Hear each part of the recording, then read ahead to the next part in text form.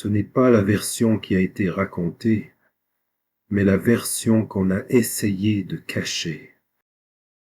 Hannibal a mené tous ses soldats, sans perdre un seul homme, et a traversé le sommet de la montagne, sous le nez des légions romaines, en toute tranquillité.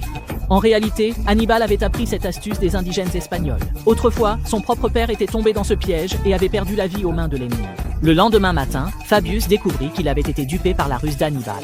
Il envoya précipitamment la cavalerie à sa poursuite, mais cela ne fit qu'offrir 1000 têtes de plus à Hannibal. Cette fois, les légions romaines perdirent tout leur honneur. Depuis lors, les Romains ont une expression proverbiale. Quoi qu'il arrive, Hannibal est passé. Cela signifie qu'une chose peut réussir, peu importe les obstacles rencontrés. En raison de la stratégie de temporisation de Fabius, les intérêts des États alliés furent compromis. Ses adversaires politiques l'accusèrent de lâcheté et d'incompétence. Avec l'incident des cornes, les appels à sa destitution se faisaient plus pressants. En voyant cela, Hannibal décida d'aller jusqu'au bout dans son rôle de bon samaritain et donna à Fabius un coup de pouce inattendu. Il envoya ses troupes attaquer les terres de Fabius, brûlant toutes les fermes et champs alentours, mais laissa intacte la propriété de Fabius, y postant des soldats pour la protéger. Cette fois, les citoyens romains explosèrent de colère. Pourquoi Hannibal a-t-il brûlé nos domaines tout en protégeant celui de Fabius? Est-ce que ce vieux bonhomme aurait pactisé avec l'ennemi? Ainsi, avant même que les 6 mois de mandat de dictateur de Fabius ne soient écoulés, il fut rappelé à Rome pour présider une cérémonie religieuse, mais en réalité pour le destituer. Pendant qu'Hannibal passait l'hiver dans le sud, Rome vivait la campagne électorale. 2 factions se sont formées, les partisans de la stratégie de Fabius et ceux d'une action militaire plus offensive. Le camp offensif prenait le dessus. Au final, le représentant de la faction attentiste élu fut Aemilius, tandis que la faction offensive porta Terentius au pouvoir. Ce Terentius était d'un talent et d'une expérience tout à fait médiocre. S'il fut élu consul, ce n'est que grâce à l'éloquence remarquable de ses discours en faveur d'une offensive.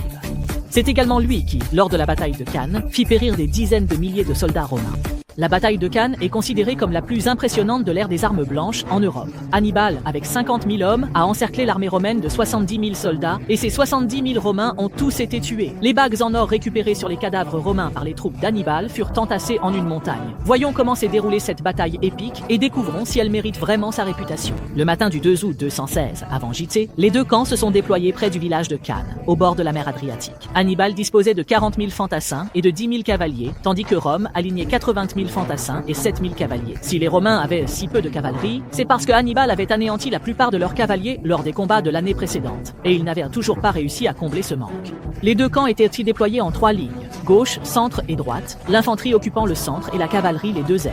La seule différence, c'est que le centre d'Hannibal formait un arc convexe, une disposition qui allait jouer un rôle crucial dans la suite de la bataille. Le centre romain, quant à lui, était aligné en ligne droite. Le premier engagement opposa les soldats gaulois du front d'Hannibal à l'infanterie légère romaine en première ligne. Sous l'assaut féroce de l'infanterie romaine, l'arc convexe d'Hannibal se replia progressivement vers l'intérieur, les soldats gaulois reculant tout en continuant à résister. Hannibal avait anticipé cette situation depuis le début, et la forme arquée de sa ligne centrale permettait à son centre de tenir plus longtemps. La situation était tout autre pour la cavalerie. La cavalerie romaine subissait une défaite écrasante face à celle d'Hannibal. L'aile droite de la cavalerie romaine, commandée par le consul Paulus, était repoussée jusqu'au bord du fleuve mais continuait à résister. Parmi ces cavaliers, beaucoup étaient issus de la noblesse romaine, ce qui signifie qu'ils étaient les futurs commandants de l'armée. L'aile gauche de la cavalerie romaine était dirigée par le commandant en chef du jour, Varro, et cette cavalerie était composée des alliés de Rome. Il faisait en face à la cavalerie numide d'Hannibal, la plus aguerrie, et alors, il ne pouvait en plus tenir. À ce moment, la situation changea dans le combat d'infanterie, et la bataille entra dans sa deuxième phase. Avec l'arrivée de l'infanterie lourde romaine au centre contre Hannibal, les soldats gaulois du centre avaient complètement perdu leur capacité de combat. C'est alors que les soldats gaulois, qui reculaient sans cesse, se sont soudainement dispersés sur les 2 flancs de la ligne de front, révélant aux yeux de l'infanterie lourde romaine, l'infanterie lourde d'Hannibal.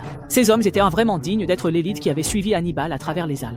À peine 20 000 d'entre eux ont réussi à résister à l'assaut féroce de 70 000 soldats romains. À ce moment-là, bien que l'infanterie d'Hannibal soit en position de faiblesse, elle commençait déjà à encercler l'ennemi sur 3 côtés. En face se trouvaient les fantassins lourds d'Hannibal. Sur les 2 flancs, les soldats gaulois. Il ne restait plus qu'à fermer la brèche à l'arrière, et les 70 000 Romains seraient complètement encerclés. Cette tâche revenait bien sûr à la cavalerie d'Hannibal.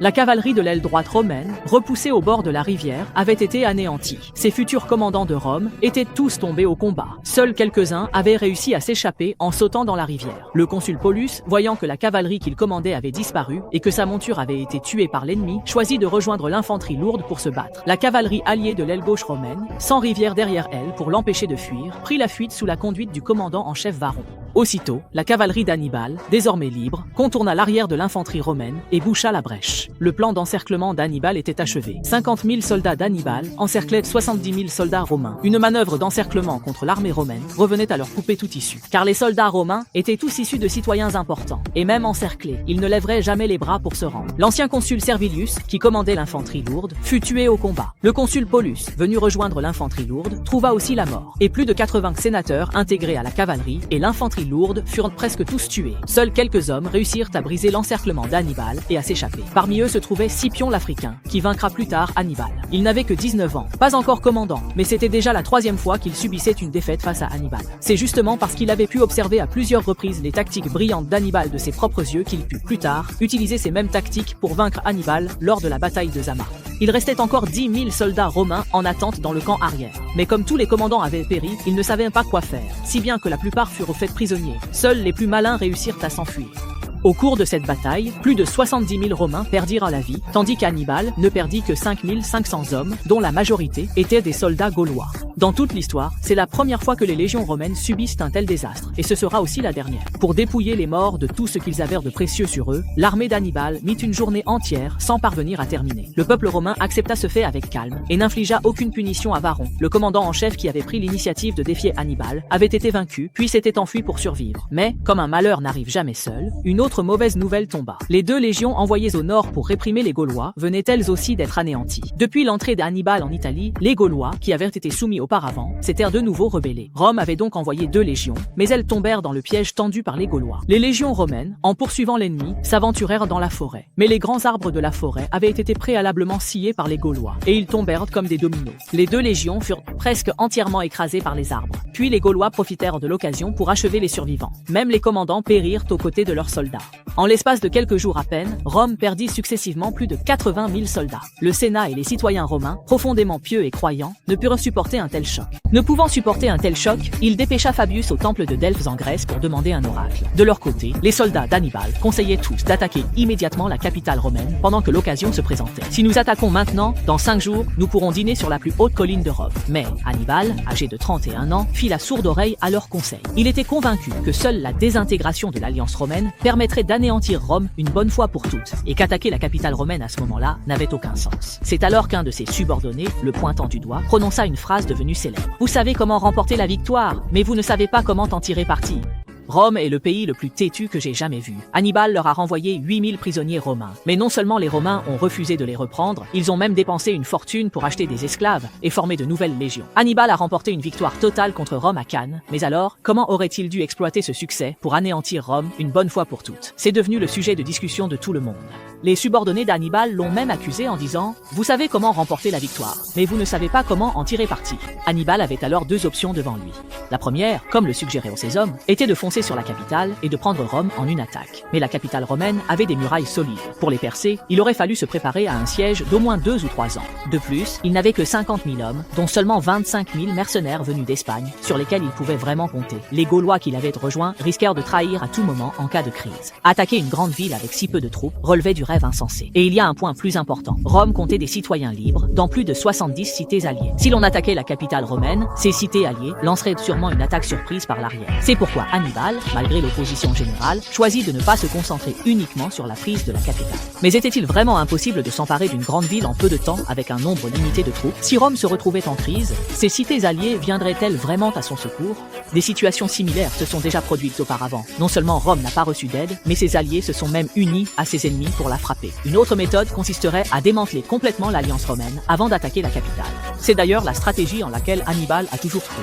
Mais comme tout le monde le sait, cela a finalement échoué. Alors, le problème venait-il de la stratégie d'Hannibal? Ou bien, il y a plus de 2000 ans, était-il tout simplement impossible de vaincre Rome complètement? Voyons d'abord comment Hannibal a mis son plan à exécution, et comment les Romains y ont répondu. Après la bataille de Cannes, Hannibal a rapidement entrevu une lueur d'espoir. La première à trahir Rome fut Capoue.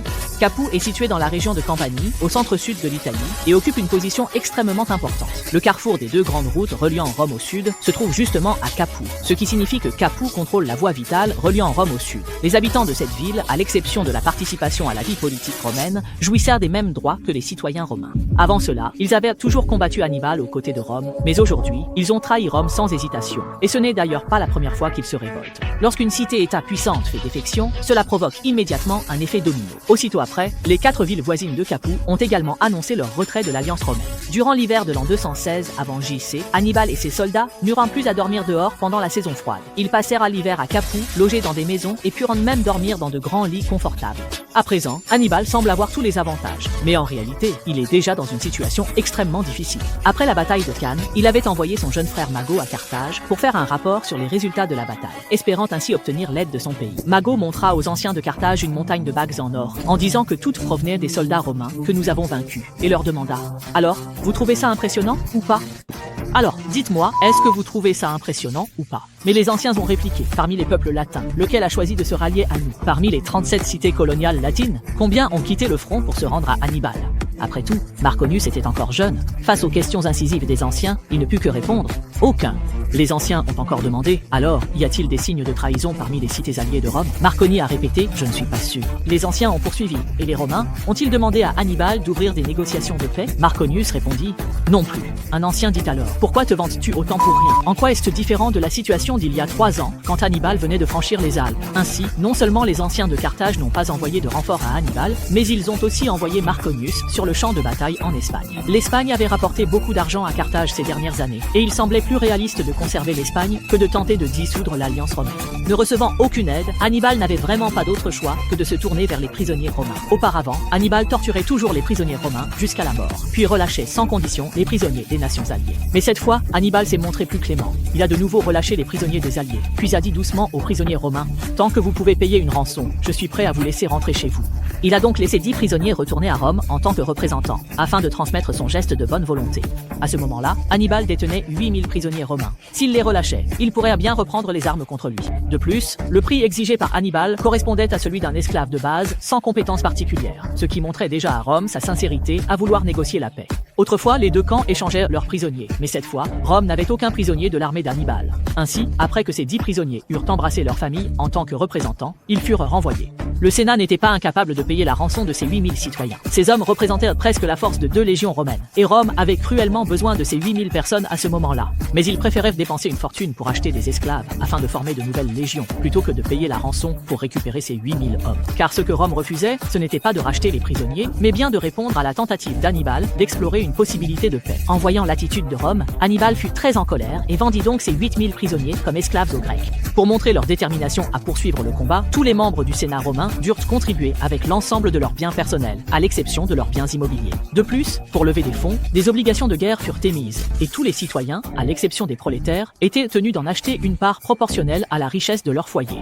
À ce moment-là, les États alliés tendirent également la main à Rome, lui fournissant des fonds, du blé et des soldats. Cependant, Rome n'accepta que l'aide en soldats. Tous les fonds furent retournés, et le blé fut acheté au prix du marché.